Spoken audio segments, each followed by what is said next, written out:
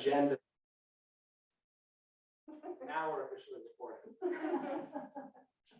So to cover the agenda for today, we are going to do a roll call. We're going to, normally, we would have any agenda additions that would be discussed, as well as approval of the meeting minutes from the last meeting and any old business, but you'll see that those are going to be for future meetings, since this is the first meeting. The new business that we're going to discuss today is a quick review of the environmental program for the site. We are going to get into some of the administrative actions for the board, which are electing a community co-chair and discussing the operating procedures for the site and finalizing those, which include a mission statement covering the roles and responsibilities for RAB members and some of the policies and procedures as part of those. And we have another document that we'll finalize, which are just ground rules for communication and how to communicate amongst the RAB. And we will discuss future RAB meetings, figure out the date for the next RAB meeting, as well as the frequency that we would like. Reports to RAB members, or reports to the RAB board. That's another thing for future meetings. At the end of the meeting, we're going to have a period for public comment and questions, and then we'll adjourn the meeting. So the first thing that we would like to do is provide a welcome from our management at the Army Corps of Engineers. So I'll pass it over to Eric Strickland to do a welcome for the first RAB meeting. Okay. Over here. And Linda, remind me of the owls. Are they going to be able to see Eric or he's Eric sitting will over stay there? on, the owl will focus. It's very. That's great. Okay. So hi, again, I'm Eric Strickland. I work for the Corps of Engineers, Portland District. I'm the Chief Project Manager there. So first off, welcome to the first Restoration Advisory Board for Bradford Island. It's on the national priorities list and DL listing, and it's going to be following the circuit process, of course. You know, since we found this contamination, the Corps has been committed to cleaning up the site, and there's been a lot of work over the years going on, and some work has already been completed or tried, and it will continue to do so.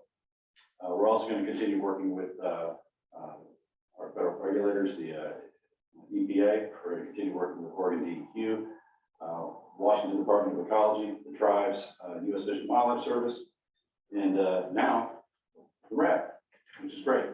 Public involvement is a key component of most of the processes we have with the Corps and the government, and especially in the circle process. So this is going to be a forum where we can get into things that are going on at the site, what we're planning to do, and get feedback to better understand the impacts for all the folks in the area, all the various stakeholders.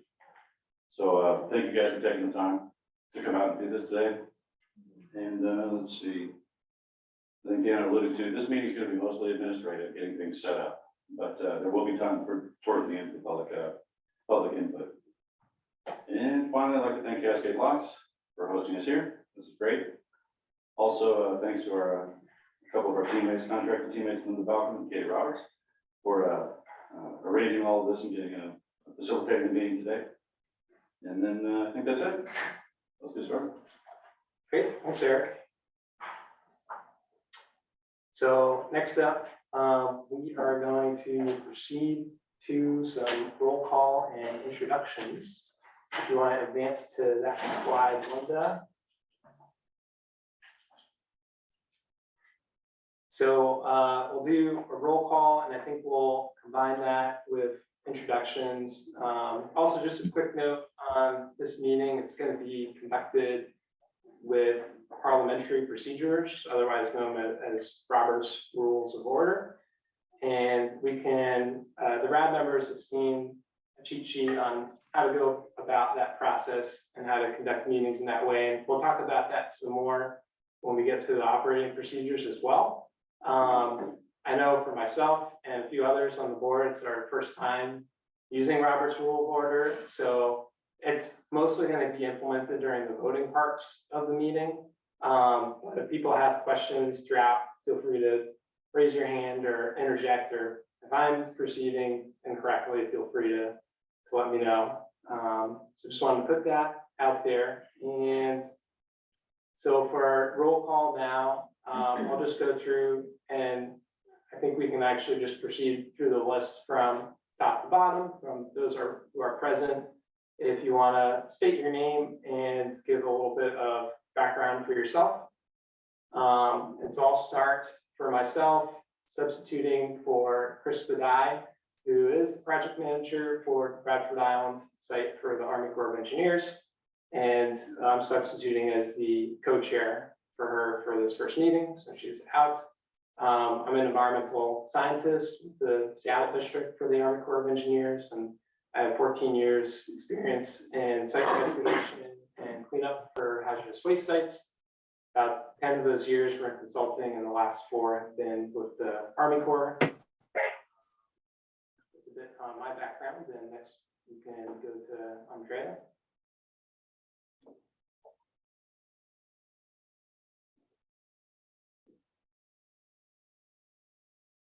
Was Andrea called in, do we know?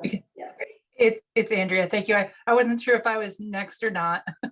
It's Andrea Summerall. I am with the Confederated Tribes of Siletz Indians based in Siletz, Oregon. And I work in their natural resources department as the environmental protection specialist.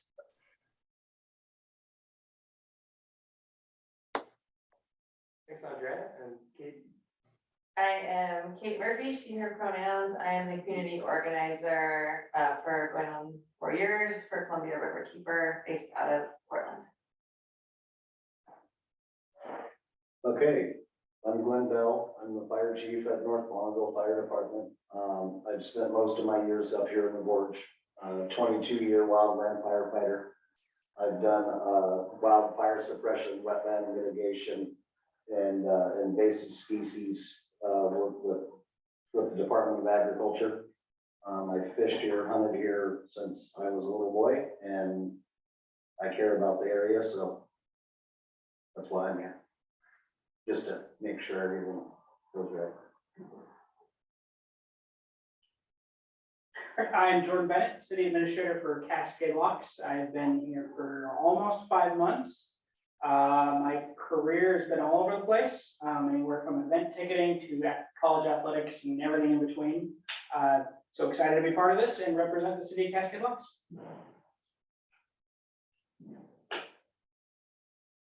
And I don't know if Jess Groves is called in. Jess, are you on the line?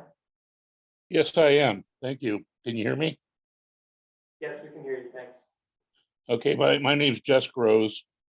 I spent my life in law enforcement, but I've been a park commissioner for about 30 years.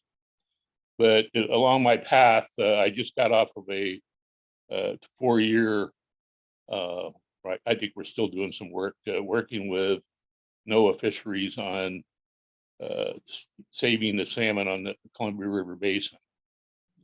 And my dad was a commercial fisherman as well. So my main interest of being on this is what's where are we going to get this cleanup done where it's going to help the fish is my main thing. So anyway, thank you.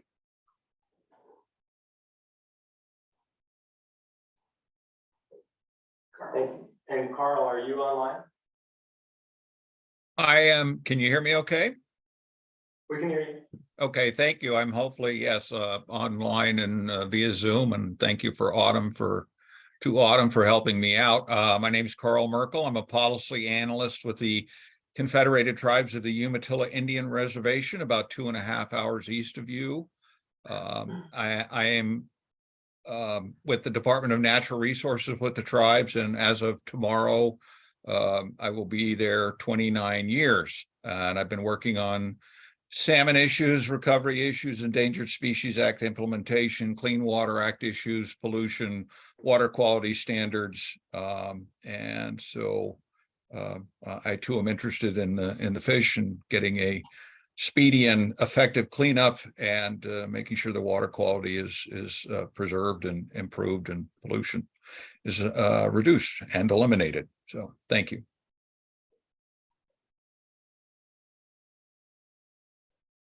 Thank you. And Tracy, are you called in?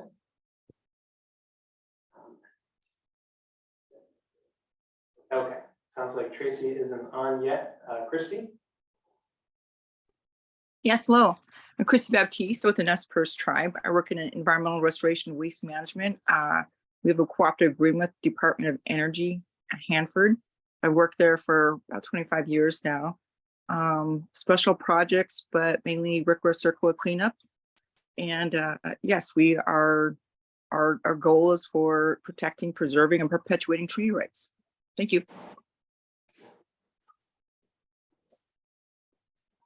Thanks, Christy. And Jerry, are you called in? Yeah, I'm here and I can pretty much see everybody. Yeah, I'm Jerry Big Eagle. I'm the THPO officer for Cowlitz Indian Tribe in LaConner, Washington, so not too far away from Vancouver and Portland. My experience is that I've worked on quite a few Brownsfields projects. I've worked on tribal Superfund sites, going through the process through EPA and using different funding sources to clean up those sites. And some of them take many years, but I've done that. I've been a biologist my whole life, 27 years as a fishery biologist. And so I've also worked on lots of FERC projects. I've worked as a biologist for the U.S. Fish and Wildlife Service. And I've been out here in Washington for the last 10 years, working with different special interest groups like AFS on fisheries issues, fish passage issues with Washington NRD and WDFW. Yeah. So I also served as the co-chair for SAGE, the Scientific Advisory Group for the east side of Washington. And I know what that's like, filling in as a moderator and, taking notes and providing the group with meeting minutes. I'm not offering myself as the co-chair, but I know what that requires. So yeah, thank you for having me as part of the group. I appreciate it. Thank you for letting me be here. And I'll pass it to Paula. I don't know, maybe she went already. Who was that? Paula? Paula? Paula Havert? She's an attendee, not a RAB member. Okay. She's not here? Oh, I think we were just doing introductions for the RAB members because we weren't sure how many people would be called in and how long that would take. So I think we'll proceed after your introduction there, Jerry. But thank you very much. We have EPA and so I don't know. Sorry, yes, please, EPA, Rich Francis, and Heidi Nelson, if you want to also identify yourselves and give a little introduction. Sure. Rich Francis, EPA Region 10. I'm the radio project manager assigned to Bradford. Heidi Nelson, Oregon for EQ, and I'm the assistant project manager for the All right. Okay, I think we can move on to the next slide. And so we've got one slide here just to briefly cover the environmental program for the Bradford Island site, covering the circle process. We have some more in-depth discussions of the status of the site and where we're at. We're within prior to public meetings we had, which are saved online on the USACE website if you'd like some more information there. But just to talk through the site itself, Bradford Island, it's the eastern part of the island is where there is this contamination of concern from historical operation and disposal activities. And this island is all Bradford Island is part of the Bonneville Dam complex, which is located about a half-hour drive east of Portland. And so since 1998, the Army Corps of Engineers has been conducting studies to assess the contamination on the island, the nature and the extent of it. There's been 2 removal actions completed so far, which were done in 2002, where there was electrical equipment removed off of the north side of the island within the Columbia River that had been disposed into the river. And in 2007, there was another removal action as part of removing contaminated sediment from the north side of the island there. And so there needs to be a more comprehensive cleanup, and that's where we're working through this CERCLA process here as part of doing remedial investigation and risk assessments, which have been done and completed to some extent. We're still filling some of the data gaps for the site. And the next steps are advancing into a feasibility study to figure out the most optimal cleanup options for doing this more comprehensive cleanup. And then that goes into a proposed plan, which gets submitted to the public for review to comment on, which contains the proposed cleanup remedy. And then that gets finalized in a record of decision, or RAB. And then from there, the remedial action for that larger, more comprehensive cleanup will take place. So we can advance to the next slide. Oh, and I'll also just mention how the CERCLA process that's been followed for the site for years now, since the site was listed on the national priorities list last year in March of 2022. It's still going to follow that same CERCLA process. So it's the same environmental program that the site is advancing on since it was listed. So in this slide here, we just want to highlight the community involvement actions that have taken place since the listing of the site last year in March of 2022. Community interviews were done in 2022. 62 interviews were completed in total, including different members of the community. Some of you here that called in may have been interviewed. And there's a lot of input that was received as part of that that's being acted upon. We also have an interview report that is on our administrative record. And so one of the things that we learned was that there was interest in creating a community advisory group, which at the time we were thinking would be a CAG, a community advisory group, which we've since pivoted to do this restoration advisory board, since this is a Department of Defense site. And it's more appropriate for a RAB for this type of site.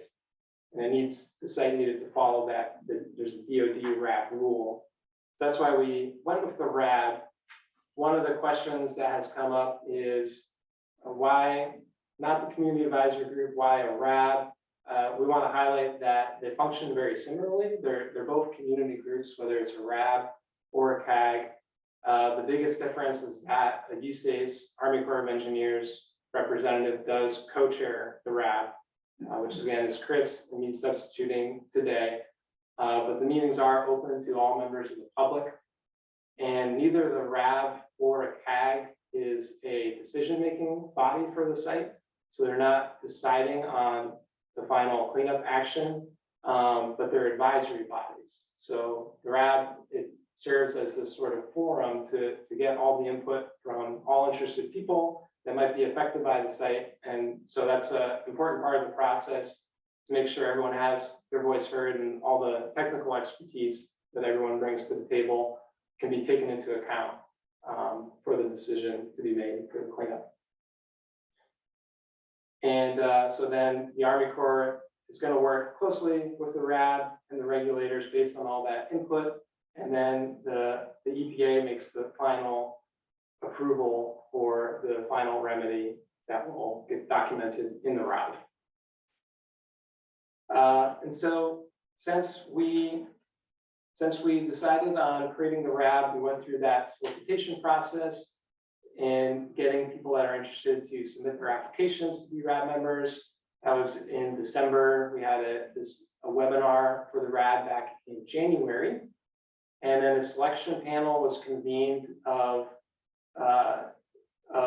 different people across the community to then sort through the applications And so that's where we have the convening of the RAB today for everyone here. And from here on out, we'll be having regular RAB meetings to discuss topics of interest for the site and provide updates as the cleanup process progresses. So we can move to the next slide. And just a real quick, I think I covered most of this already. The purpose of the RAB, again, it's an advisory body. It represents diverse interests for the site, and it's just meant as this forum to promote dialogue and get input from the community, and to provide advice on the circular response actions to the Army Corps and regulatory agencies. And I think I covered everything else on the purpose. I think we can move on to the next slide.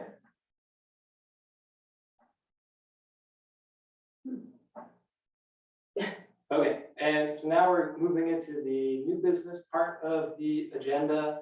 And this is going to include, first up, the electing of the community co-chair. And so I think first, as part of this, we've had conversations internally of the RAB members that are interested in being nominated for the community co-chair. I think we could just verify that now during this meeting for RAB members present and on the phone, if you'd like to make it known and confirm that you would like to be nominated for the co-chair prior to voting. I'm available to help in any way that you need it, so. Great. All right, thanks, Glenn.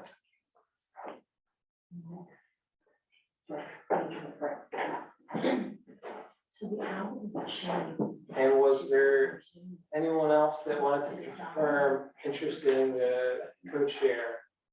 You'd like to be considered for the election of the co-chair?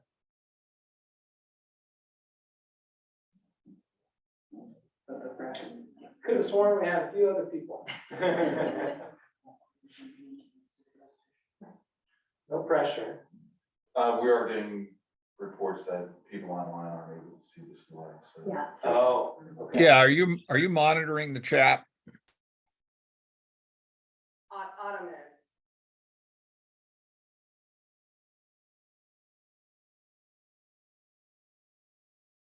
Now, Yes, we see it now. It's in, you'll just need to change it to presenter mode. Right, yeah. Well, we can fix that. Thank you. Thank you. Apologies for the technical.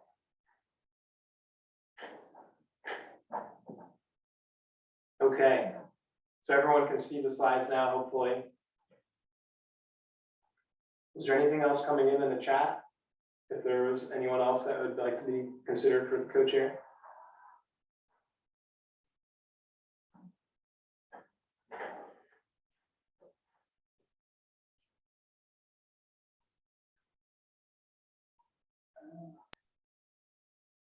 Jerry did have one comment regarding the co-chair. He suggested it could be centrally located, familiar with the meeting process, and able to provide meeting minutes with high accuracy. It's a great suggestion. I'll probably just add that you have Linda and I to do the meeting minutes for you. So the co-chair probably in this instance won't have to do that portion of it, but just wanted to clarify.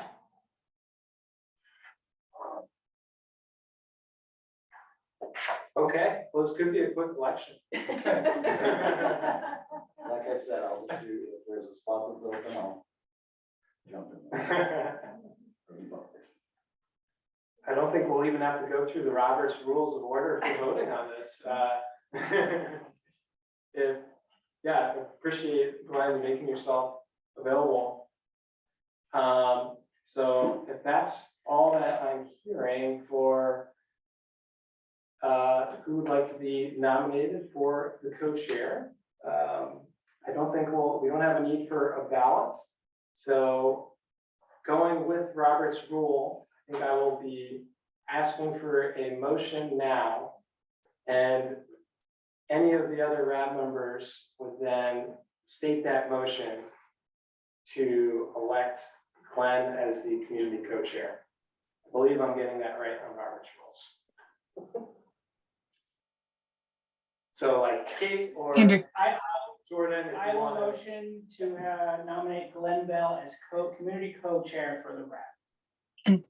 and Andrea will second that motion. Okay, so we have a motion and then we have it seconded. All those in favor, raise your hand or otherwise note so in the chat.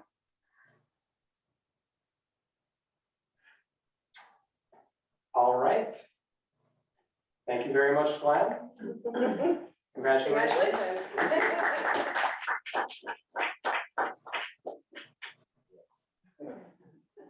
And if you will, please restate the name and affiliation. Glenn Bell, I'm with the North Longville Fire Department. Thank you.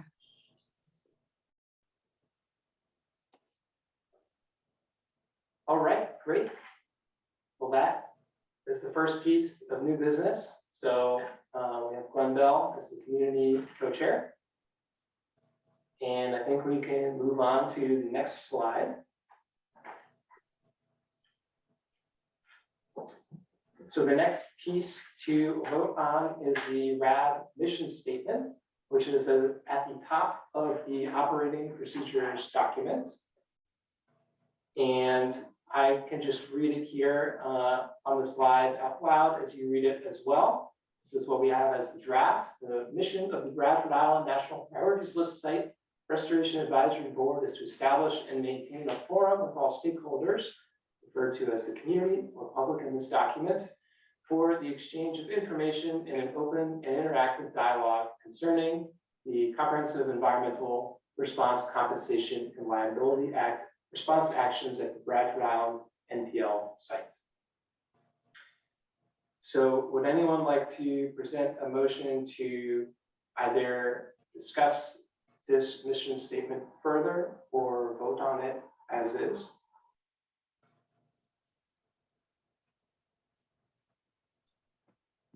The statement in this document had one extra sentence to it. I don't know if that made a difference. Oh, right. I think that got left off of the slide. Okay. Thank you for pointing that out.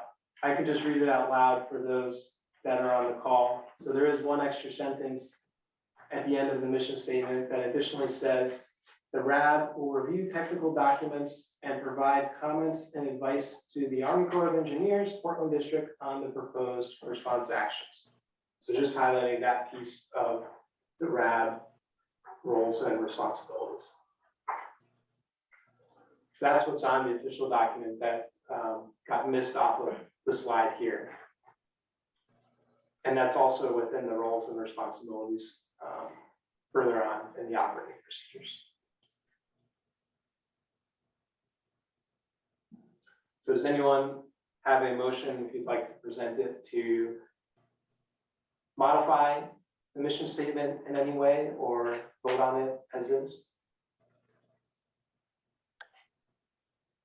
Make a motion to adopt. And there is a request to put the extra sentence into the chat. Yeah, I'm doing that right now. Thank you, Katie. Okay, we can put that in the chat and have people view that for a minute here. You may not have the procedures in front of them. I'll second the motion that was made.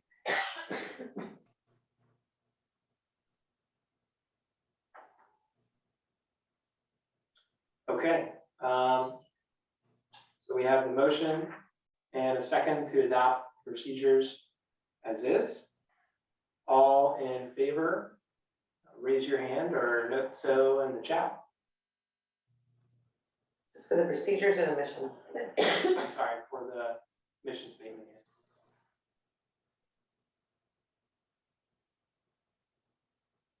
Got 4 here. in person. And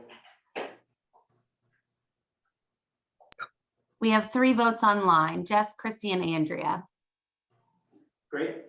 All right, so that will be our majority vote, and mission statement is adopted.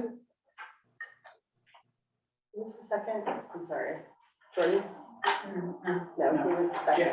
Jess. Jess, okay. Thank you. Okay, I think we can move on to the next piece of business. So next here are the responsibilities of the RAB members, and these are just a few of them here on the slide. They're, well, I think it includes most of them. They're a little more detailed in the operating procedures document, which the RAB members have. And to just summarize those, what are on the slide here is, again, they're providing advice on the response actions to the decision makers, to the Army Corps, and the EPA, and state regulators, reviewing and evaluating, providing comments on documents related to the response actions, communicating those community interests and concerns to the RAB. Membership terms will be decided by the RAB members. That's part of the responsibilities, is determining those membership terms in these operating procedures. And the other piece is that each RAB member gets 1 vote, including on the operating procedures, electing the community co-chair, and for any motions presented through the Roberts Rule of Order.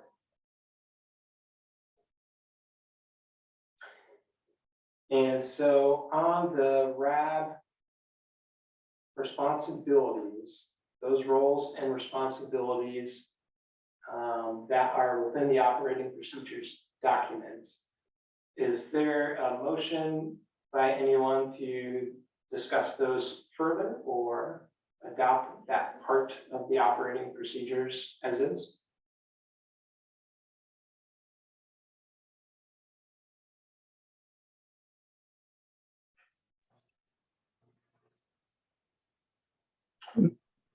And I also want to mention that, oh, sorry, is someone speaking? Go ahead. I was going to mention that in general for these operating procedures, that it's not all set in stone. Once they get adopted, there is a part at the bottom of the operating procedures that explains that they can be amended at any time with a 2/3 vote by RAB members. So if there's anything that we want to adjust further on, that can be done. Motion to move forward with this version of responsibilities. Andrea Summerall.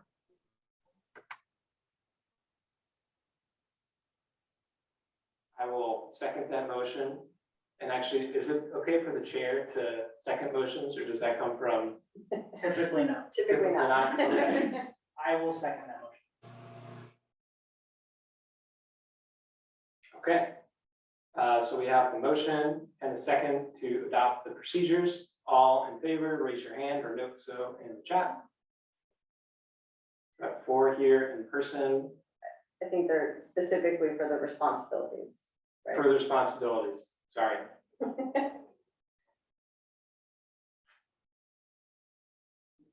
And we have 3 online, Carl, Christy, and Jess.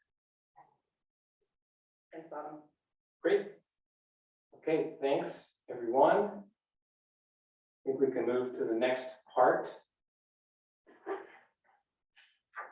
And so here are a number of parts of the operating procedures that were highlighted for review and approval. And we don't necessarily have to go through each of these one by one and vote on them. We could talk through some of the highlights, see if anyone has any proposed changes, and then maybe vote on them as a whole. This is the last slide for the operating procedures themselves. So maybe that makes the most sense, is just kind of touch on some of the highlights here, and see where there are changes that people propose to the template, and then vote on any of those changes. So the first piece is on policies and attendance. And if you want to refer to section 5C of the operating procedures. So on the template that we had used for these operating procedures, they had set that RAB meetings would be once a month or any other time specified in the RAB operating procedures. We were talking about this a bit earlier, and it seems like most RABs meet more on a quarterly basis. It's maybe more typical, but it's up to what everyone thinks would be the best frequency. I also want to add that it's not limited just to whatever we set here. If it is quarterly, it doesn't have to be limited to quarterly meetings. And one of the larger pieces of feedback that we have gotten is we use advisory group for this site with other stakeholders that are outside of the RAB now. And we want to be able to preserve the ability to get technical input from other people that have that expertise and the interest in the site. And so there's a part in the operating procedures that also mentions that there can be meetings or subcommittees set up for specific topics. So maybe that's a work plan of interest to people where it would be advantageous to have additional expertise from people and have like a more open discussion of that technical input. And so even if we say have the frequency for the regular RAB meetings at once a quarter, we could have these more ad hoc meetings to be able to get all of that expertise and have these meetings for topics as they come up and are of interest. So I wanted to put that out there as well. And would like to hear if there are, if people would like to debate more openly or discuss the frequency, or if you have a motion for changing it to quarterly or keeping it as monthly, if there's a preference for that frequency.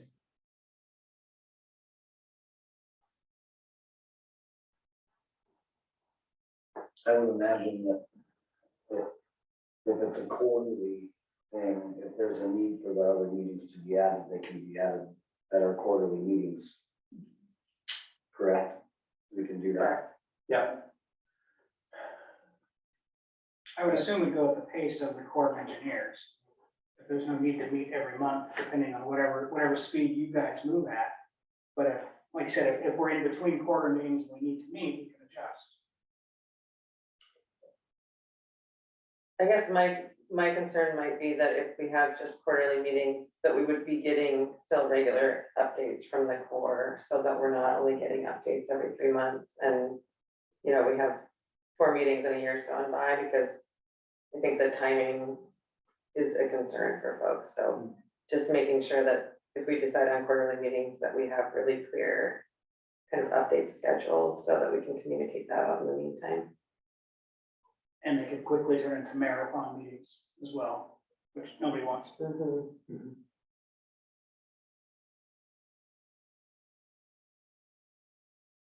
Yeah, I mean, I'm fine with monthly, and if we, I don't know, if we get to 2 weeks before the meeting and there is no update, we can cancel it.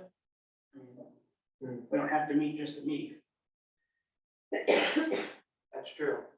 It could be set, it could be kept as monthly for the time being, if there's that interest to continue to get updates. And then if it ends up that they're not needed as frequently, that could be adjusted. Or if there's certain meetings where an update isn't necessarily needed as part of a meeting, it could be canceled.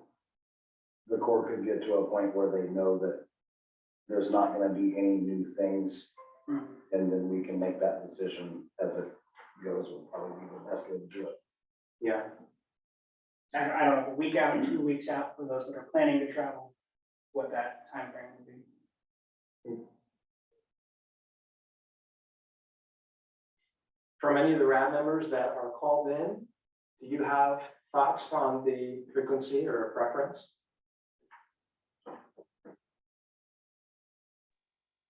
Well, I think all of us probably have meetings and lots of meetings that we attend.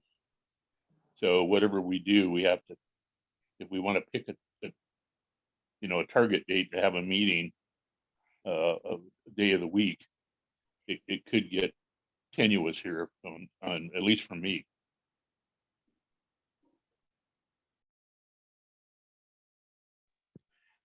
Hi, this is Chrissy. So I live in Lapway, Idaho, or that's where the tribe is. So it's like a 5-hour drive for me. So, knowing ahead of time, at least a couple of weeks would be great. But also, if there's some big decisions, I do have to probably bring this before our governing board, and it takes me a couple of weeks to get on their agenda. So I kind of like the monthly idea, and then if there's no really big decisions, then that'd be fine. We can push it out.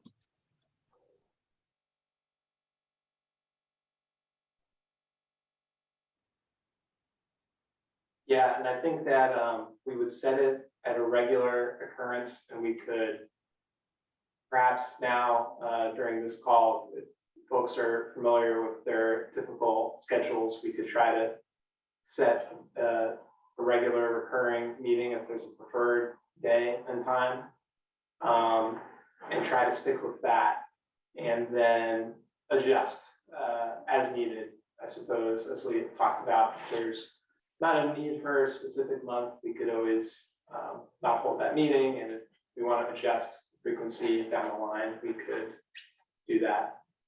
I think so far from what I've heard, sounds like sticking with monthly would be preferred to start out at least. But since there was some discussion both ways, this might be an item that we do a quick vote on to confirm that that is the preferred frequency of the meetings. So does anyone want to set a motion for adopting the monthly frequency for meetings? A motion to adopt. Okay. We have the motion to adopt and second, and all in favor for adopting the monthly frequency of meetings, raise your hand or note so in chat. 4 in person. And we have 4 online: Jess, Christy, Andrea, and Carl. Okay, great. And so for deciding on a preferred time and day, maybe that's something we could also sort out now. And it's also something, if it's easier, we could do that after this meeting and do that through like a doodle poll or something like that to see if folks have preferred day of the week, preferred time and month. But I guess first, if anyone just wants, if they have a preference and they want to just vocally say that, and maybe others are familiar with their schedules and we might be able to decide right now. If not, again, we can do that after. Mondays overlaps with my fire meeting. Mondays? Mondays, yeah.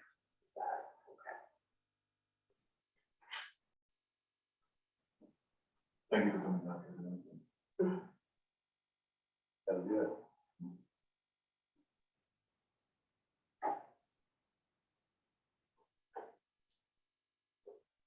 Yeah, it might be easiest to do that after the meeting. Is we can do a doodle poll, figure out when's the preferred time for everyone to meet.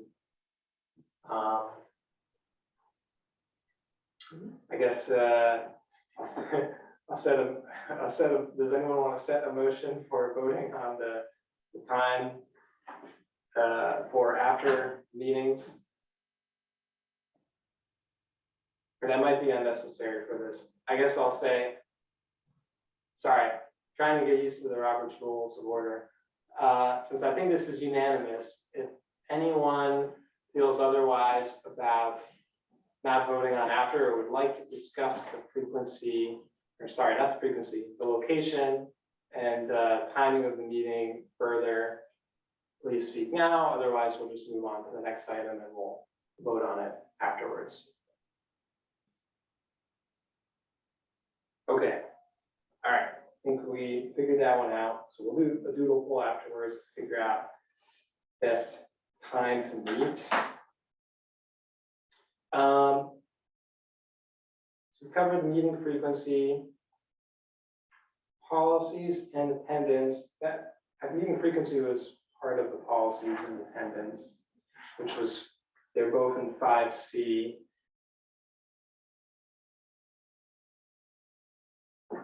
Is there anything else in 5C that anyone was interested in discussing?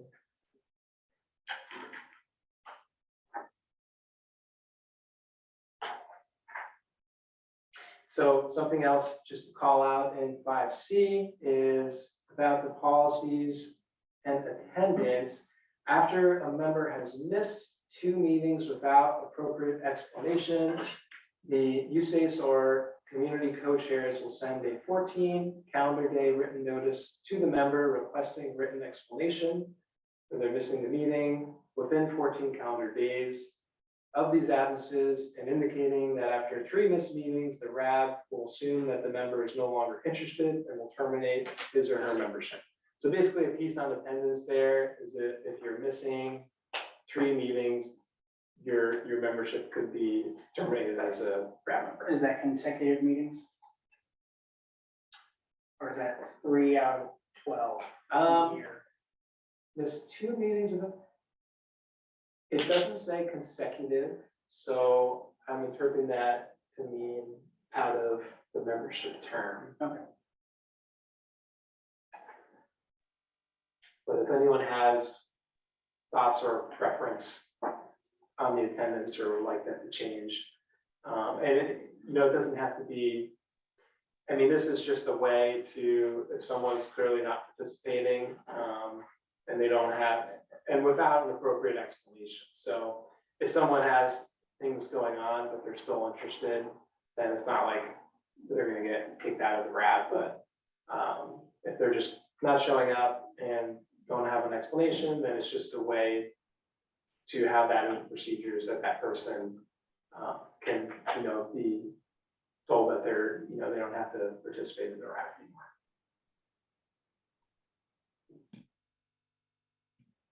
So if there's any debate on that, feel free to speak. Otherwise, we can probably move on to the next item.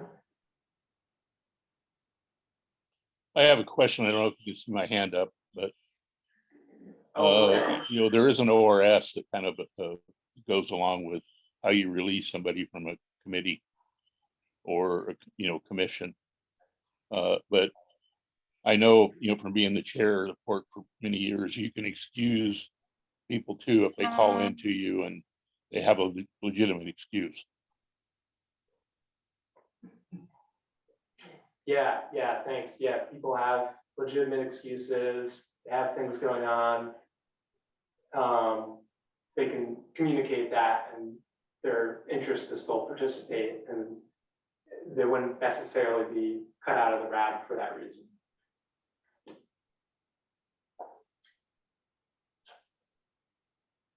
Yeah, so yeah, there's the part there about, you know, if they missed 2 meetings, but without appropriate explanation.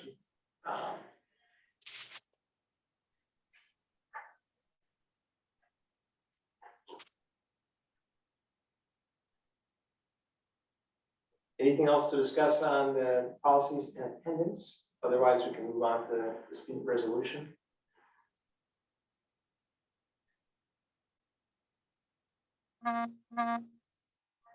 Okay.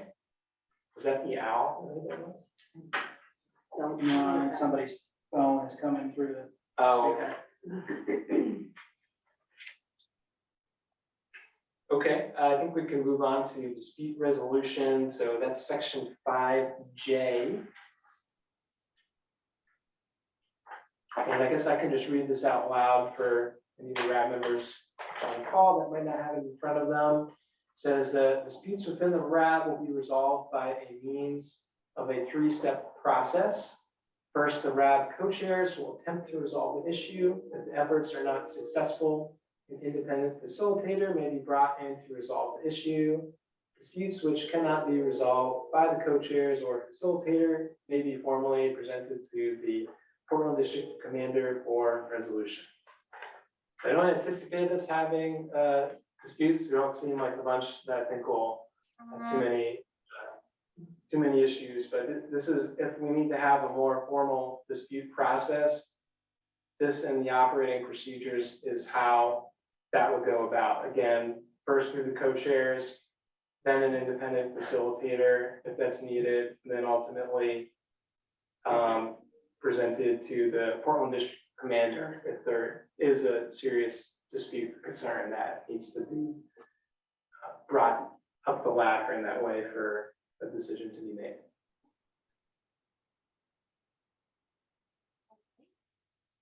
Any comments or points of discussion on dispute resolution?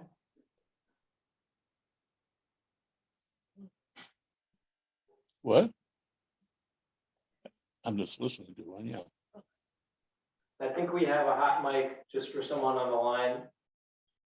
Wouldn't mind if you're called in, just making sure you're muted. I guess I have a question. This is Carl. Hey, Carl. Hey, so ultimately, as I understand it, the final product of this group will be advice or recommendations in some form, I imagine written, to the Army Corps on, particular issues as they come up. And if, say, there is a difference of opinion on what that advice or recommendation should be, and the chairs try to settle it, an arbitrator tries to settle it, and ultimately the group tries to settle it, and yet there is still not consensus or a unanimous opinion on the advice or recommendations, would the group then do something like a majority report and minority report, or a majority advice and minority advice or recommendation? Would that conceivably be how it worked? So I think if I'm understanding that correctly, is you're saying if there's a difference of opinion amongst RAB members for the advice they want to provide, I think that all RAB members would be able to provide independent advice that would get accounted for as part of how the Army Corps and the regulators make decisions about the site. So I think all advice gets accounted for. But are you talking about like trying to get a consensus advice from RAB members? Yeah, I mean, I guess maybe I was presuming that you were seeking consensus advice, but if there's a situation where there's multiple recommendations to the Corps about something, how to proceed with cleanup or what type of cleanup or the timetable for cleanup, et cetera, and different RAB members have different recommendations, and in some cases maybe opposing or contradictory recommendations, they would all be reported to the Corps. That is my understanding, and I'll let others chime in, but I believe that all advice could be reported, and if it's differing in opinion, if it's related to technical matters or anything else, that gets accounted for. And say it's comments, written comments to a document, a technical document. Those could be opposing opinions and comments that get provided to the Army Corps of Engineers document, and then written responses would be provided to those opinions. So I don't think there needs to be a consensus amongst RAB members on that. As it relates to how the RAB functions, then there would need to be consensus among RAB members as to how meetings are conducted and how any potential ad hoc meetings or subcommittees, that's where you would need consensus amongst the RAB. That's my understanding. And I'll let others chime in if that does not sound right.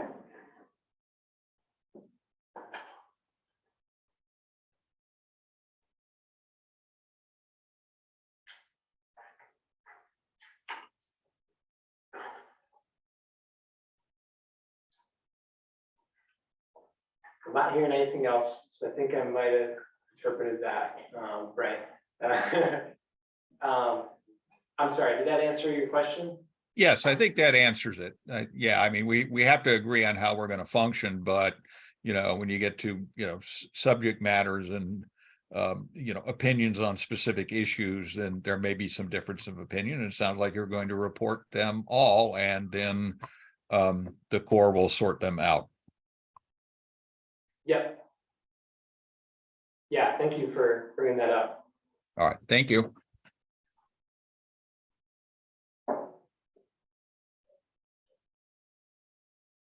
Okay, any other points to comment on or discuss related to dispute resolution?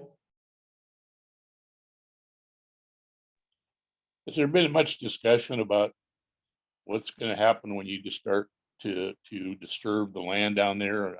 I'm assuming you're going to have to dig up a lot of stuff that was dumped there from the Bonneville Dam project, I believe.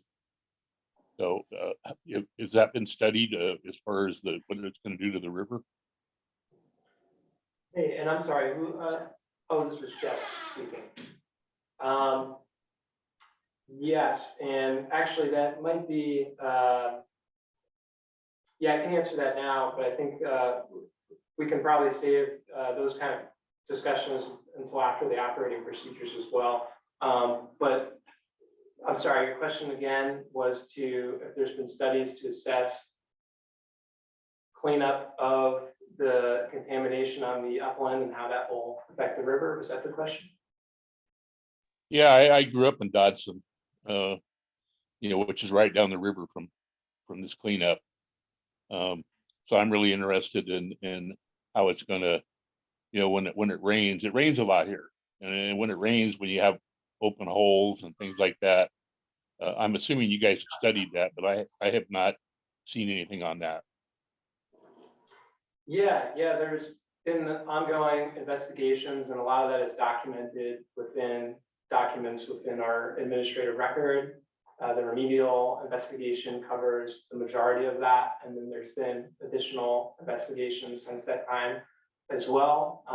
And a big part of that is assessing source control from contaminants from the upland to the river. But yes, that's something that's being covered and has been investigated and will continue to be looked into as we move forward with selecting a cleanup decision. So yeah, it's something that we'll definitely want to continue to talk about, and at future RAB meetings when we get more into the details and specifics related to, say, the upland cleanup. Those would be good things to talk about further at that time, make sure that everything's being accounted for. So we can probably table that for one of those discussions. Thank you. Yeah, thank you.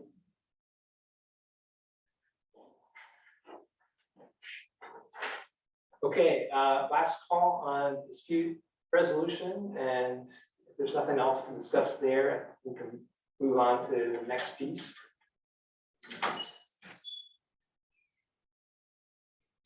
Okay, next piece is reviewing and responding to public comments was another part highlighted in the operating procedures. So that's in section 5D and E of the operating procedures. That's a lot to read out loud for me, I think, between those two paragraphs, to read them in their entirety. But I know you all, as the RAB members, have seen these operating procedures already, and there's some things highlighted there. And we talked about them a little bit prior to this call as well. A couple highlights from that is just that the meetings will follow a process like that presented in Robert's Rule of Order, which we're we're implementing it at this meeting and would be implemented at others. And my understanding is, as the Roberts Rule of Order goes, some RABs may do that more formally, some a little less formally, and you can start out trying to be as formal as possible with that and see how it goes within the RAB. But that's within the operating procedures using those rules of order. A mention of how there'll be public comment or questions from the public for matters not included in the agenda that'll be held either at the beginning or the end of the meeting. So we have on the agenda for this meeting a period at the end for public comment. So these procedures say that that could go either way, at the beginning or the end. So that's an important piece, and we'd be interested if RAB members have thoughts on the public comment period to voice any thoughts that you might have, or if you see it differently than how it may be now in the operating procedures. Just wondering if there's potentially a way to, request public comment prior to RAB meetings for folks who can't attend to still get their questions addressed in the recording. Maybe when you announce that there's going to be a RAB meeting, you could also say, don't forget to submit your questions even if you can't attend, because these meetings are recorded and we'll try to answer all the questions we receive. I think that would be helpful for accessibility.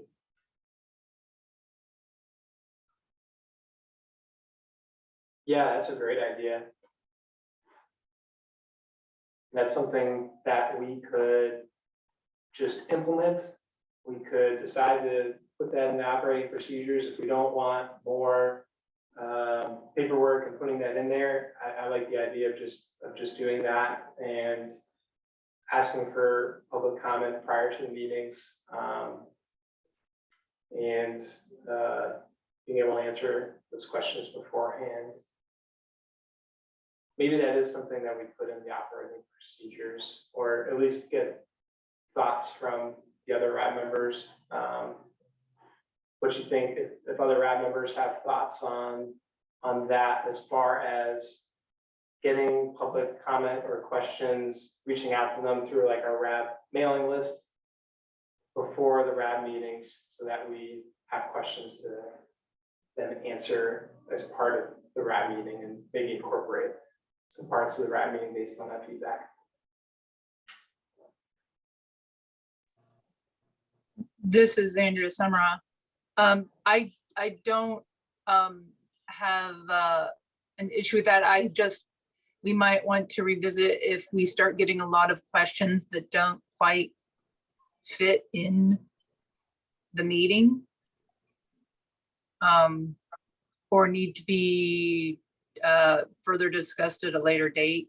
So, I mean, that's just something to keep in mind, but I do think that it would be a good idea for people to, be able to get their questions on record if possible.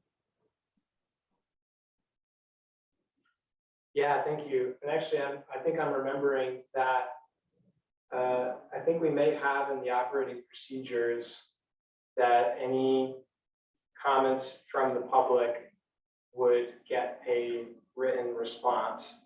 So if there were questions that came up, say we did our public comment period at the end of the meeting, if we didn't have an answer at that time, we would be able to address those through a written comment. And since I just said that, I should probably confirm that's in the procedures here. And E, 5E. 5E. Okay, yeah, thank you. 5E, the RAB will encourage public participation. Co-chairs or other designated representatives will respond to questions raised by the public. If sufficient information is not available to provide an accurate response at the time of the meeting, the issue will be recorded in the meeting transcript. A written response to all issues raised will be provided.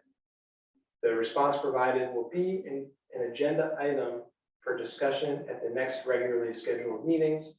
All public comments will be considered by the RAB and recorded in the meeting transcript. So it is already within there then to have, if ministers aren't during that meeting, to provide written responses and make it an agenda item at the next RAB meeting to cover.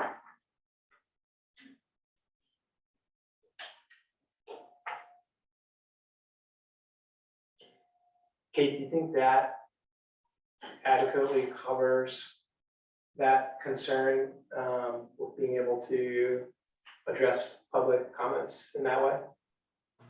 Yeah, I guess my concern would be that it, just making it really clear that you don't have to be attending the meeting to submit questions.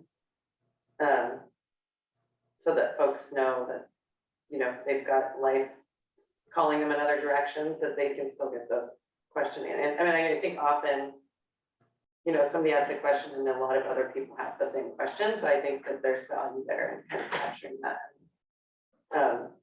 Not making it, you know, participation, not a requirement for getting questions answered. Okay, so yeah, maybe as part of like the RAD mailing list invite, making it known if folks aren't able to participate, they can submit their questions or comments. Yeah, I think that'd be great. Okay.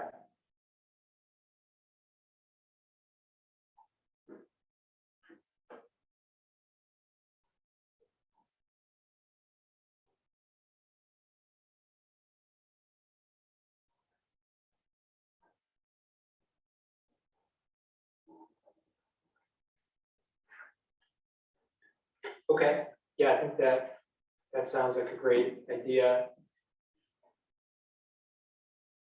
Do you see a need to adjust the operating procedures in any way, or is that something that we can implement outside of the procedures? Yeah, I think that if we include that language in communications, that's probably sufficient. Okay.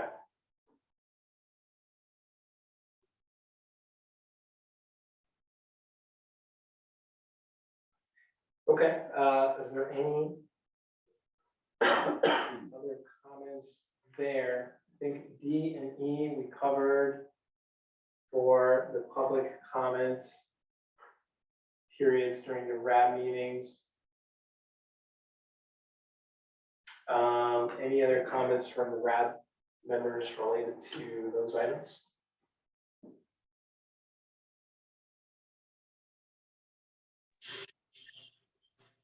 No, but there is currently a lot of interference over the remote connection. Are there RAB members that are trying to speak and are unable to right now? And if that's the case, if you want to maybe message in the chat.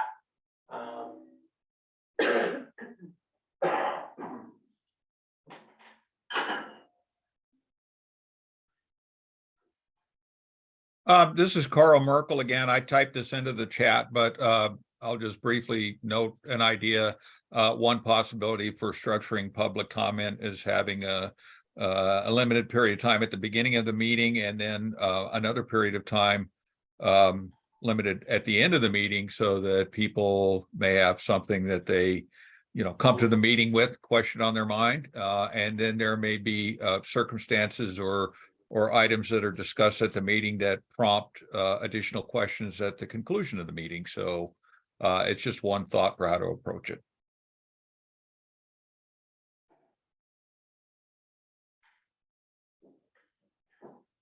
Yeah, and is anyone else that has been on other RABs, have you participated in that way where there's been public comments at the start of the meeting as well as at the end of it, or have Well, Rich Francis, EPA, not in any of the RAB meetings I've been on.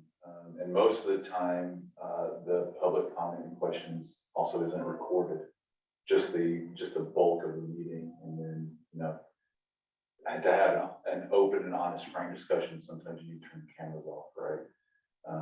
But it is up to the RAB to make those decisions. So, you know, if you want to have questions before and after, hey, you know, it's y'all's ballgame here.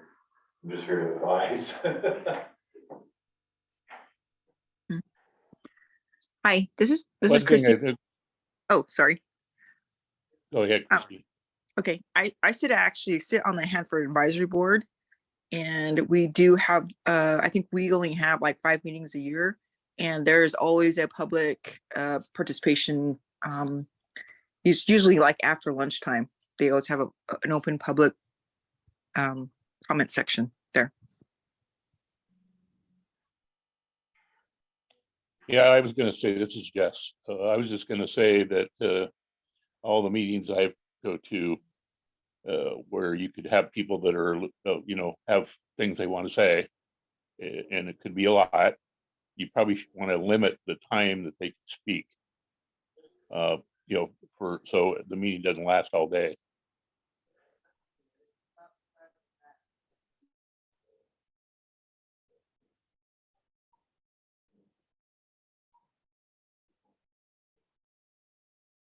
Yeah, those are good points, and I think for, at least in our operating procedures, there may be a part that mentions limiting the speaking to 3 minutes, or maybe not. That might just be what we put on our agenda or the slide for public comment today. But yeah, it's a good point about being mindful of the time. And if there are a lot of comments, making sure that we're allowing enough people to speak and not going over time. Does anyone remember seeing in the procedures anything about limiting time for speakers? I think I misspoke. I don't think it's in the procedures, but that's probably, even if it's not, that's something that we can just implement what makes the most sense. I think for today's meeting, we said 3 minutes per person, up to 3 minutes when we get to the public comment period.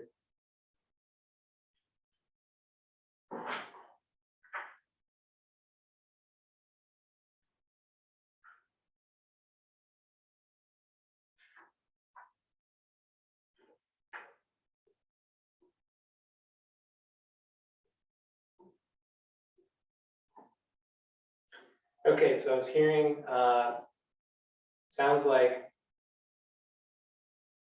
public comments. It's not typically before and after, but there might be some benefits for that. But we also want to limit time for speaking. So maybe, maybe a path forward is to see how the public comment period we have now works out. We're starting out with it being at either the beginning or the end. But if we're finding we have enough time during our meetings, and if we are getting feedback that people would like the opportunity to speak both before and after, that could be something that we implement at future meetings. Maybe that's the way to. Or if there's a question that's posed and it needs a written response, then that could be covered at the next meeting, and if they weren't attending that meeting, they could be contacted with the response to their question, possibly. Yeah.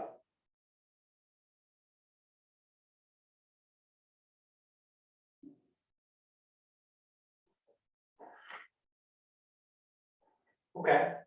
Sorry, I know this is very, very administrative, but I think it's important things that we sort out, and we can adjust it, we can adjust it if we would like to, if we're getting a lot of feedback to do so. So just to make sure we keep things moving, I think, I'm hearing a lot of good ideas for different approaches, and I'm not sure if there's a consensus on what may be best. So I guess I'll ask if there's a motion to amend the procedures as they are now, or to adopt as is. And if there's a motion to amend, then to state what that is, we can see if we can want to vote on that.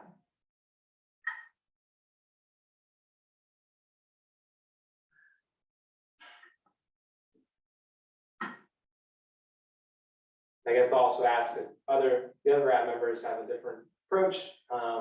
But yeah, I'll just ask now if there's further debate, or if you'd like to set a motion for make an amendment one way or adopting as is.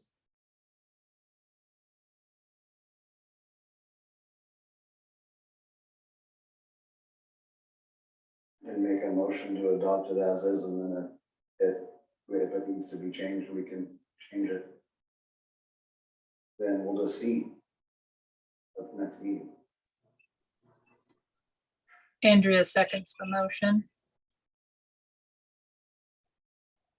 Okay, we have a motion and second to adopt as is for this part of the operating procedures for public participation. All in favor, raise your hand or indicate so in the chat for here in person. I see 3 hands there in the chat. Okay. Yes, Christy, and Jess, and Carl. Okay, And Andrea. great. Okay, we'll adopt as is for the procedures for public participation. Okay, last thing to call out here on the operating procedures that's of note is the membership and co-chair lengths of services. So again, we use the template language here in the operating procedures. This is in section 4D. Here. So it has, in the draft here, RAB members will serve a 2-year term. RAB members may apply to serve another term not to exceed 2 years when their first term has been completed. Total service will not exceed 4 years. Again, amendments can be made to the operating procedures, but are there, is there a motion to debate this item further, or any thoughts on the term limits as they are now?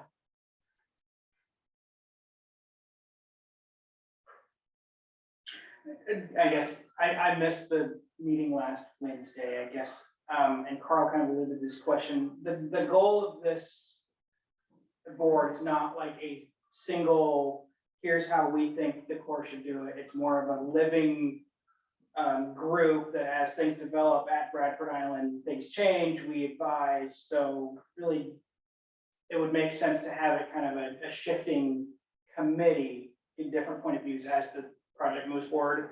It's not like we're changing teams halfway through the game. We're trying to get to that end goal of some kind of proposed plan we want to see. Is that correct? If that makes any sense. Yeah, no, yeah, the point about, yeah, the RAB being a number of different folks that are getting different opinions, doesn't need to be a consensus, and it will be evolving throughout. And as issues come up, as we advance further in the cleanup, getting the concerns from RAB members and the concerns RAB members get from their communities to the RAB and then to the Army Corps and to the regulators. So yeah, the cleanup will evolve throughout, and then who participates on the RAB. You know, these are the terms we have now, but you know, it could be adjusted if need be. I hope that answered the question. Yes, yeah.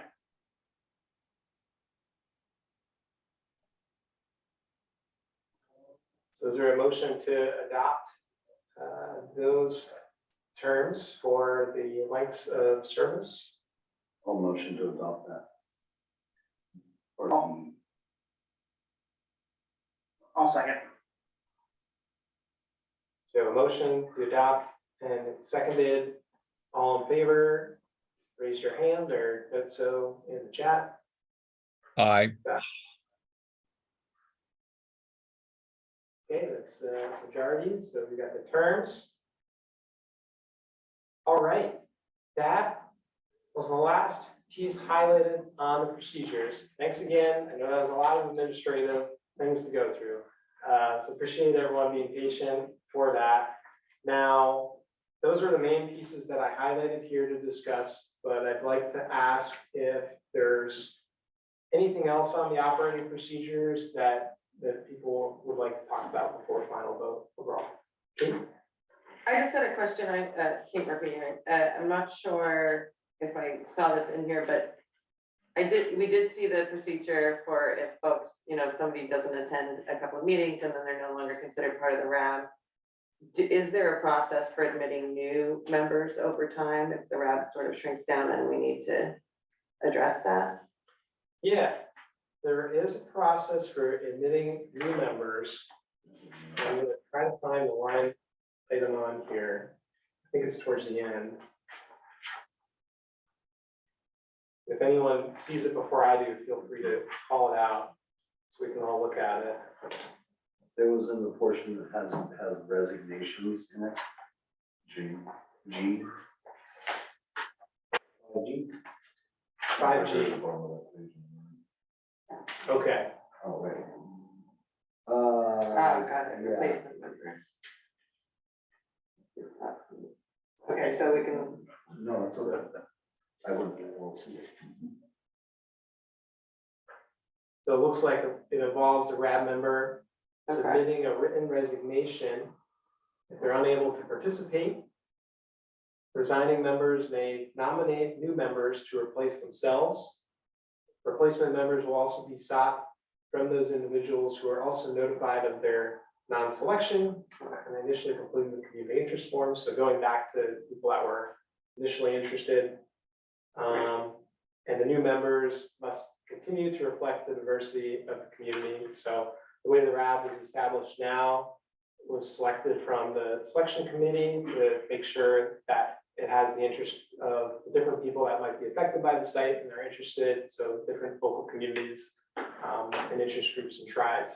So that would be a consideration as well, making sure that the composition of the RAB still meets that framework that the selection panel had. So that would be taken into account for selecting new RAB members. thank you.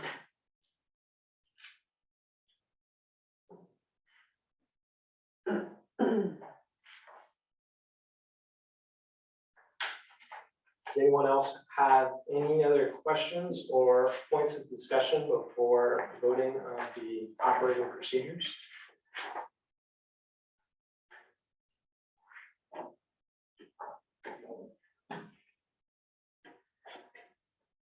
And anyone like to set a motion for adopting the operating procedures?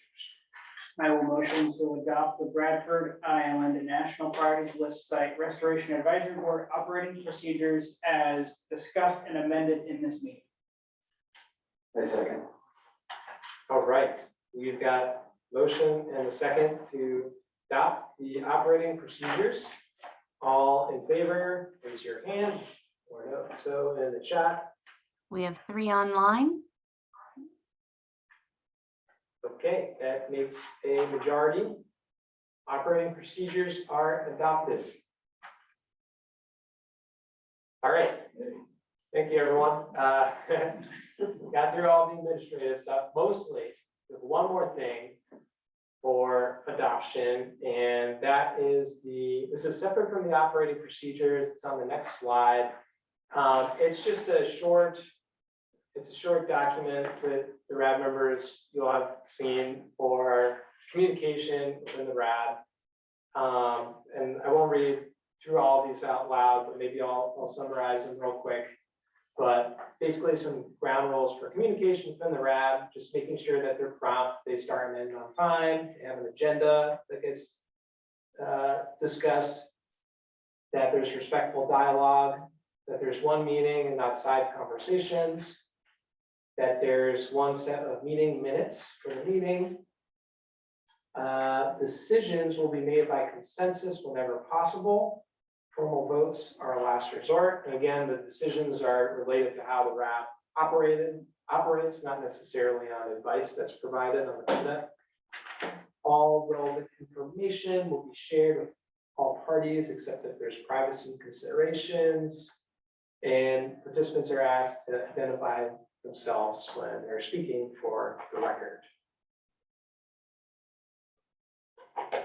Are there any other suggestions for revision or addition to the communication guidelines for how the RAB should operate?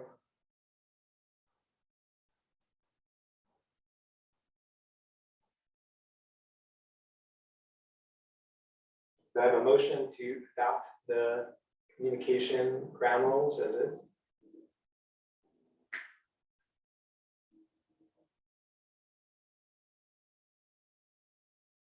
I will motion to adopt the communication ground rules as written. Second. We have a motion and second to adopt the ground rules for RAB communication. All in favor, raise your hand.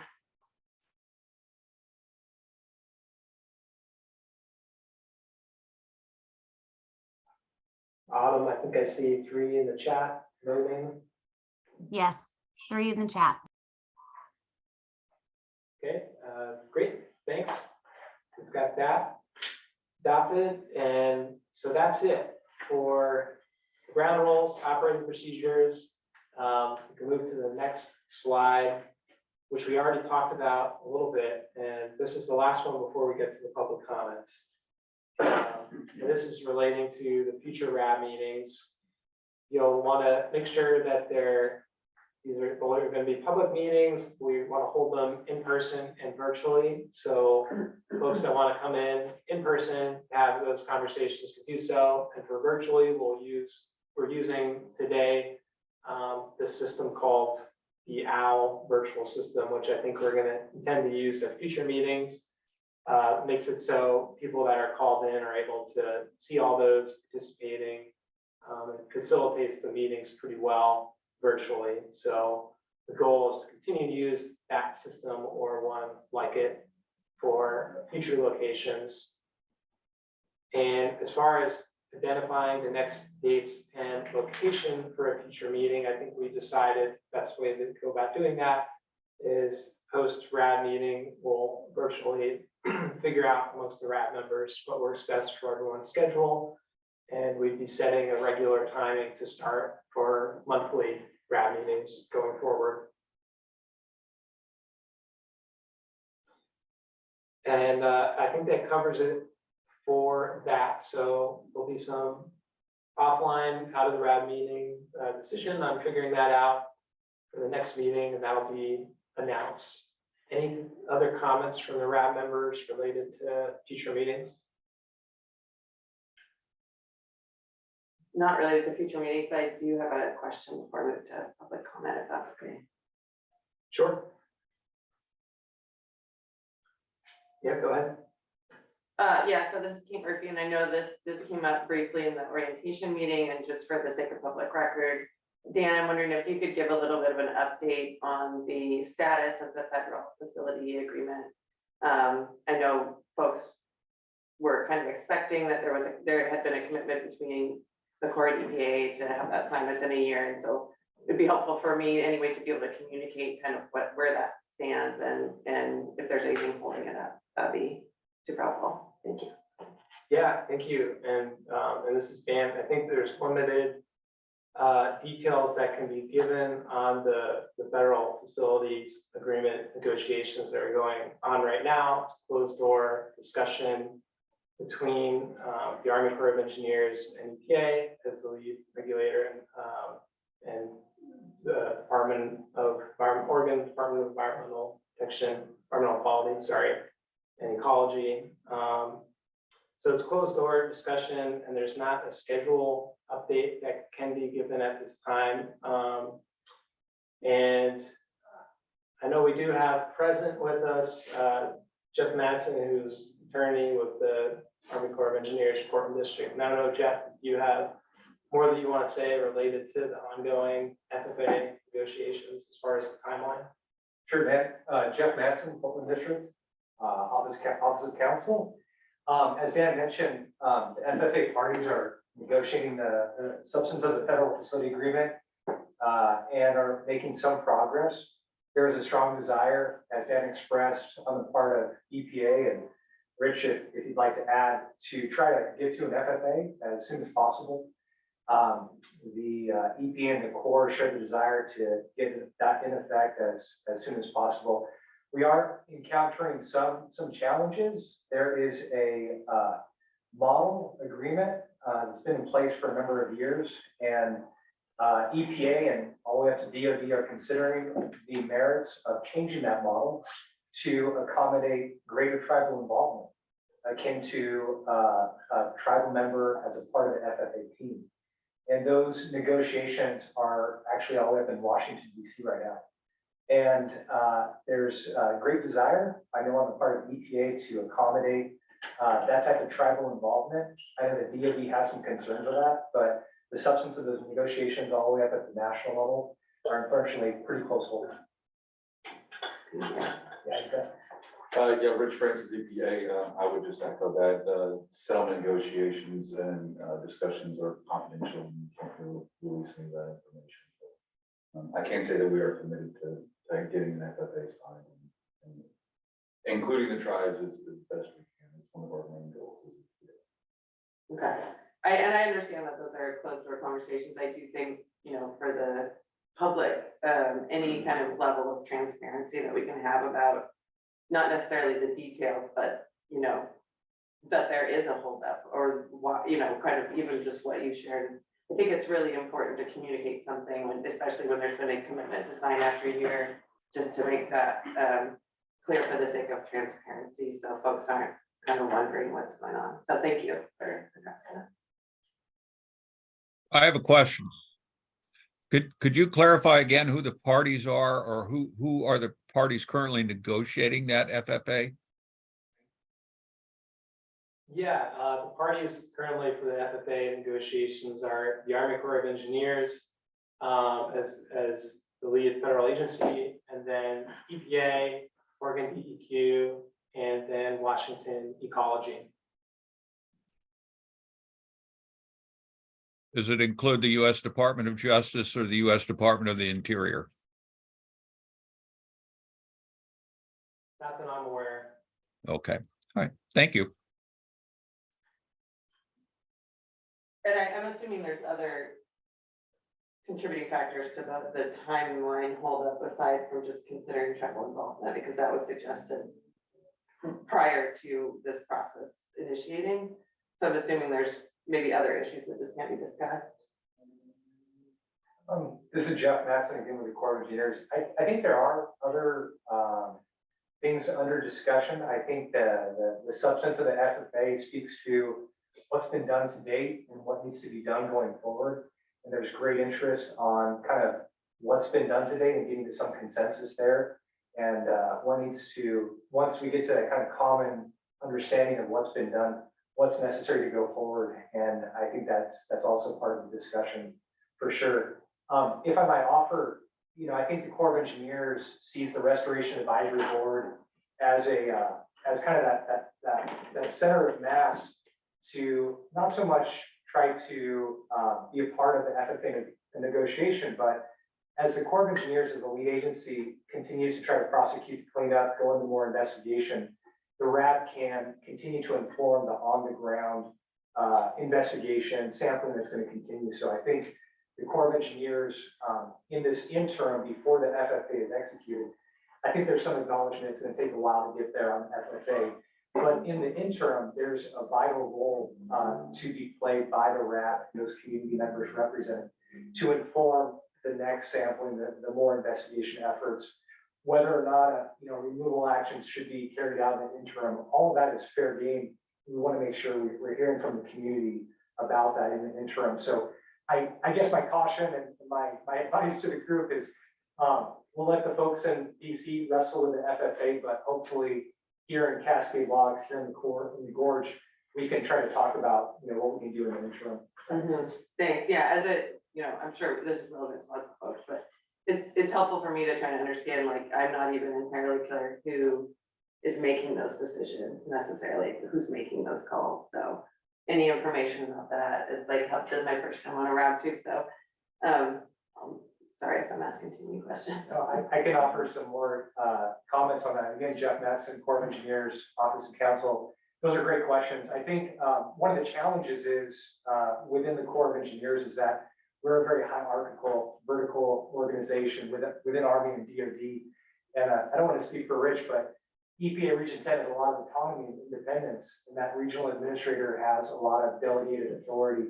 For purposes of the FFA and remedial action selection, that actually kind of approval authority is actually at the Assistant Secretary of the Army level in the Pentagon.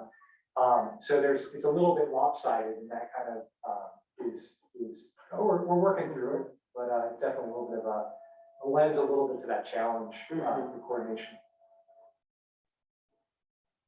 It's Rich Francis, EPA. I can say that the issue with the delegation of authority is a concern.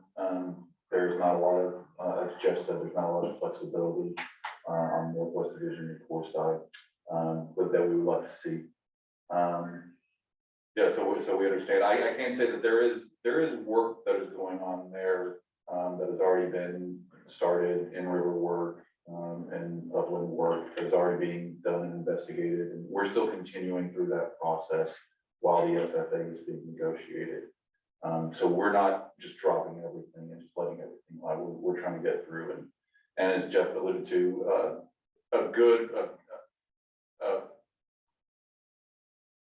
the idea of doing cleanup actions, removal actions, things like that, some interim actions or something like that, that is definitely in the wheelhouse of the Restoration Advisory Board, and definitely something that we would want to reach out to the public and gauge your acceptance of going forward. So definitely there, I would say it's not just, we're not just holding the RAB to hold the RAB, right? There is some input that can be had before the FFA is negotiated. So it's good that this is happening. That's helpful, thank you. Another question, are there any details or specifics about what type of in-river work is going on currently? If so, where can those details be obtained?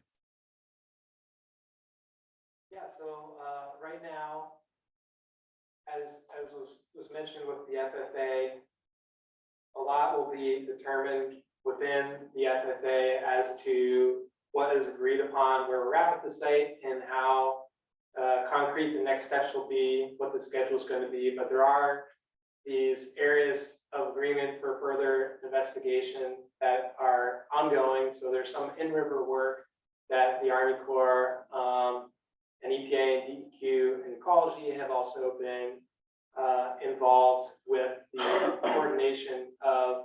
And so right now that's in the planning stage. There's not a work plan out yet, but there will be this year for a work plan to do additional in-river investigation that will fill data gaps. The intent to fill data gaps for the River OU and further support remedial investigation as part of the river. And so when that gets a little further along, I think the intent is to get RAB and public comments to feed into that process. So that might be an area where we may want to do a separate meeting or subcommittee to specifically discuss that topic if there is interest from the RAB members or the public to be more involved, to give technical feedback as part of the preparation of that work plan. The work plan itself would be something that we could provide to the RAB to facilitate for comments through the RAB and any public comments on that work plan as well. I will say too, Francis, if you want to see the work that's being done so far and as of now, you can, if you have access to the internet, you can Google Bradford Island Administrative Record, and the Corps has posted all their relevant documents up till now. The ones that have been prepared, because they can go out and do sampling now, and if they get the lab results, those got to get validated. There's a whole process there before we can, release any of that kind of information publicly. But I would say if you go and you look at the optimization report that's up there, that'd be a good guidepost for you to start with, for you to kind of look and see what's been going on and the direction that those OUs are going to. Operable units, OUs is what we want to put. And we'll have a slide at the very end of the presentation. The last one has the link to the administrative record for easy access to people to get access to. And there's a search bar on there that you can just type in the name of whatever report. So if it's the optimization review, you can type that in to find that document. I think we have about 15 minutes left. I think we want to get to the public comment period. And the RAB members, we can discuss further offline as well, additional questions, but we want to make sure we get public comments in. So I think we can move to that slide for public comment, and we can open it up to other folks that are called in that would like to comment or provide questions. So we posted this in the chat, but if you do have a comment or a question, yeah, just raise your hand and we'll call on you in the order that we try and catch you raising your hand. And Autumn will facilitate that for us. So Autumn, I think the first one I saw was Laura. Yes. Laura, you may unmute. Hi, this is Laura Shira with Yakima Nation Fisheries Program, and I work with the Superfund section, which works more specifically with cleanup sites. And as you know, Yakima Nation decided not to join the RAB at this point in time. At any other site that we are engaged in, we always join the public groups, whether it's a CAG or some other format. But we were very concerned about the NPL process that began in March of 2022, the promises that were made that have all been broken in a government to government in April of 2022, that have resulted in the Yakima Nation from, being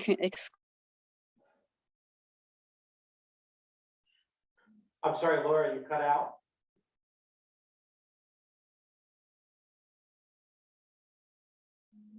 Laura, I see you in the room and you are not muted, but we cannot hear you.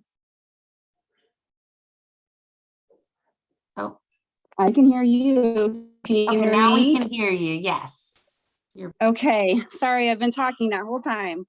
Thank you very much. My name is Laura Shira. I'm with Yakima Nation Fisheries, and specifically I work for the Superfund section, which is a group of folks that work specifically on cleanup sites and toxicity issues within the Columbia River. We're very concerned about the national priorities list, the NPL process that was initiated in March of 2022. That resulted in a government to government in April of 2022, through which all kinds of promises were made by the Corps to the Yakima Nation that have all been broken. We're very concerned about the delays in the FFA and about the Army's efforts, Army Corps of Engineers efforts that seem to be more about excluding tribal input and other federal agencies that are involved in ESA listed species input, like U.S. Fish and Wildlife Service, from the government team, excluding their input, rather than trying to get an expedited FFA at a site that we think should be considered an emergency site. There's incredibly high exposure going on right now to the resources and to the folks that are fishing in that area. We also have concerns about questionable interpretations by the Corps of the science that is available for Bradford Island. Some of the conclusions that have been reached are very sweeping and based on poor science. We're very concerned about the disregard for state environmental regs, and especially concerned about the efforts to minimize tribal involvement. I want to say that, our decision to not participate in the RAB by fisheries program does not mean that we do encourage individual members of tribes or other tribes to participate if they so choose. This is our decision and our decision alone. But at this time, our decision is based on, we need to get to a point where tribal input is considered on the government team, which is a very different format and type of discussion than public meetings. And so our intention is to be involved in both at some point, but first we're concentrating on becoming involved in the government team. Thank you. Thank you, Laura. This is Dan, and I think I'll just say a couple things in response to the FFA. I think we talked about that a little bit already. Because my understanding, I think, from the nation to nation meeting, that the EPA and the Army Corps were going to endeavor to try to complete the FFA within a year, but as we talked about, that some of those closed door negotiations, there's some of that. There's some things that are still being flushed out regarding that, but I think it's the intent to try to get the FFA completed as soon as possible there. Is there anything else from Jeff or Rich related to the FFA we want to provide comment on? I think we discussed that a little bit as well before. Oh, I don't really have anything more to comment on the FFA. I can't answer Laura's concern.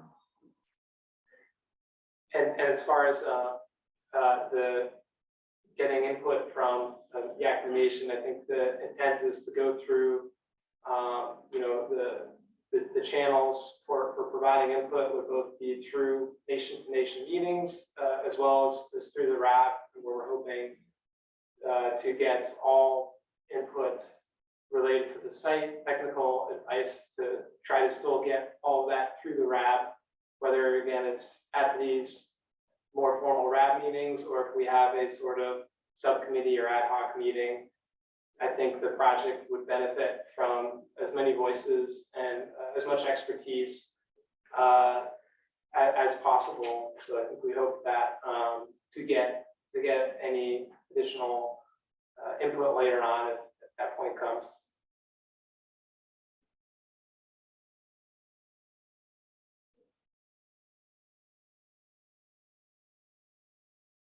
Okay, thanks for that comment. Is there any other comments from anyone else that's called in?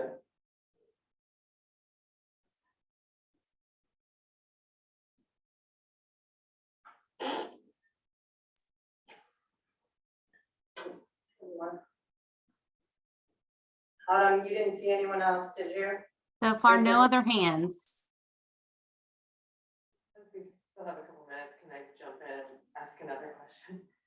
I guess I'm a little confused. I'm hearing Laura's feedback that Yakima Nation has chosen not to participate because they've been blocked out of the government team. And I'm also hearing that we're, part of the reason the FFA is held up is because of this pursuit of tribal engagement. And I guess my concern is, you know, as I'm thinking about the efficacy of this group, is that if the messaging from the Army Corps is, you know, with the EPA, we are committed to signing this in 1 year, and then 1 year later, the messaging is, we are having closed door discussions, we don't have a timeline, can't tell you much, we're trying to involve the tribes, we're hearing from the tribal representatives that the tribes are choosing not to engage in this particular group because of the exclusion. So I guess, like, maybe for a future meeting, we can add to the agenda that topic so that at least I think it would be beneficial for us to understand that dynamic before we can be helpful about addressing some of that. So I think sharing that information for me would be really helpful to try and understand what's going on here. Why is there such a breakdown in what we're hearing and the kind of contradiction? So that would be great to add for a future agenda item.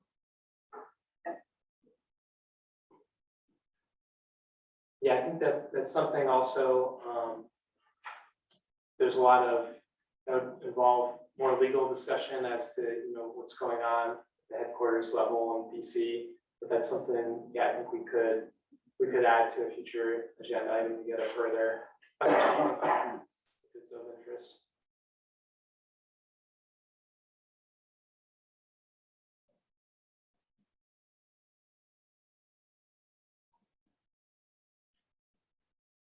Currently, no additional hands.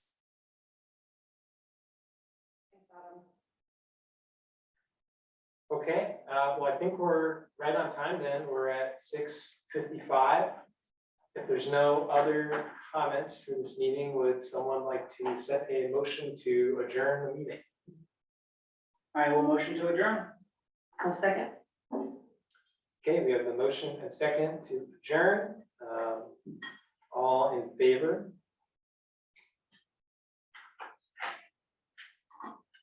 Okay, I think that's it. Thanks again, everyone, for calling in and participating today. We look forward to future meetings, and the next ones should dive into more topics related to the site technically and of interest to folks, be less administrative. So thanks again for bearing with us through all the paperwork today, and we look forward to future discussions. Thank you.